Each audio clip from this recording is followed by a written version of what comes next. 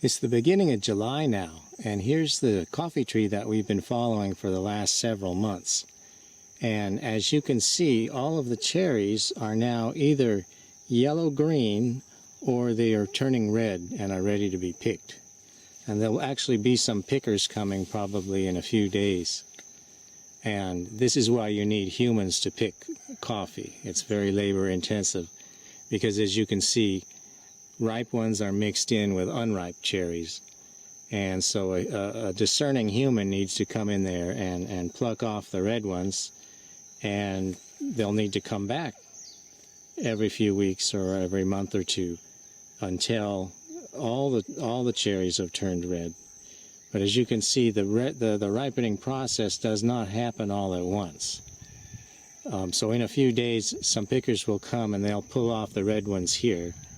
And maybe in 2 or 3 weeks they'll be back when some of these green ones have turned red.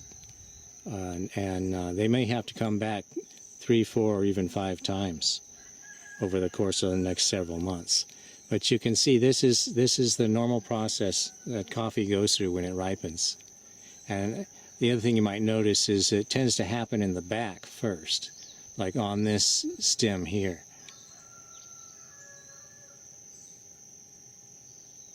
You can see the ripening mostly occurs in the back, and there's a few oddballs, but so the pickers will come and they usually start in the back and they'll pull off anything that's ripe, and they'll, as I said, they'll have to return to pick these probably in a month or two.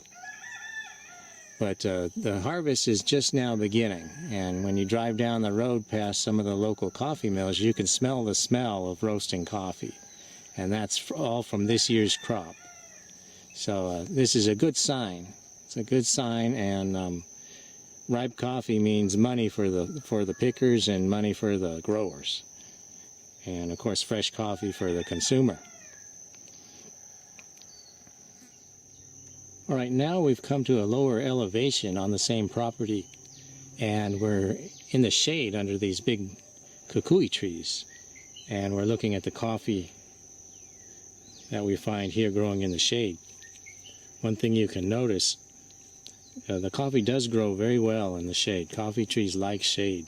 However, they don't mature as quickly, and so you can see that the coffee cherries are still very much green, and they're going to be several months before these coffee cherries ripen.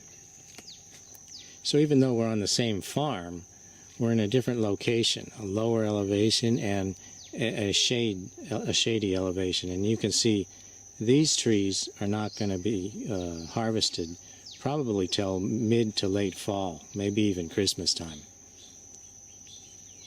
So again, you're going to have your pickers come back many times before they finally get the farm picked for you.